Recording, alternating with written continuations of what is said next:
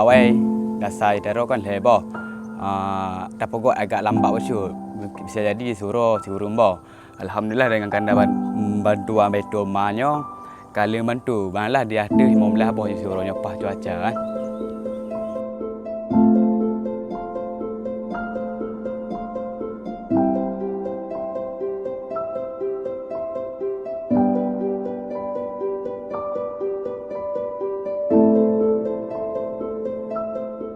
Monyo dalam si uro menyopah cuaca bisa jadi monyo bersih untuk uro sekitar 150. Monyo dino kali lebih darinya macuk kan.